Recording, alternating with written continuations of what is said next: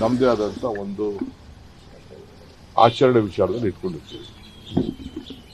ಎಲ್ಲರೂ ಅವರವರ ಮನಃಶಾಂತಿಗೋಸ್ಕರ ಕೆಲಸ ಮಾಡ್ತಾರೆ ವಿವಿಧ ರೀತಿಯಲ್ಲಿ. ನನಗೆ ದೇವಸ್ಥಾನ, ಮಸೀದಿ, ಚರ್ಚ್ಗಳು, ಜೈನ್ ಬಸ್ತಿಗಳು ಇವೆಲ್ಲ ಒಬ್ಬರು ಆತ್ಮ ಸಾಕ್ಷಿಗೆ.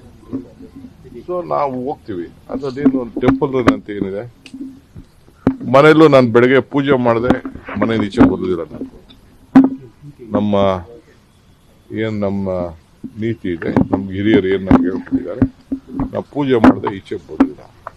ಇದು ನಮ್ಮ ಲೆಕ್ಕಾಚಾರ. ಅದೇನು ಟೆಂಪಲ್ ರನ್ನು? ಈಗ ನಾವೆಲ್ಲ ಸರ್ಕಾರದವರು ಟೆಂಪಲ್ಗಳನ್ನೆಲ್ಲ ಮುಚ್ಚಿಬಿಡಕ್ಕಾಗ್ತದ? ಟೆಂಪಲ್ಗಳಿಗೆ ಪ್ರೋತ್ಸಾಹ ಕೊಡ್ತೀವಿ. ಹಳ್ಳಿಗಳೆಲ್ಲ ಟೆಂಪಲ್ ಉದ್ಧಾರ ಆಗಬೇಕು ಅಂತ ಬಂಗಾರಪ್ಪನವ್ರ ಕಾಲದಲ್ಲಿ ಆರಾಧನಾ ಸ್ಕೀಮ್ ಮಾಡಿದ್ರು, ಹಳ್ಳಿ ಟೆಂಪಲ್ಲು ಇರಬೇಕು ಅಂತ.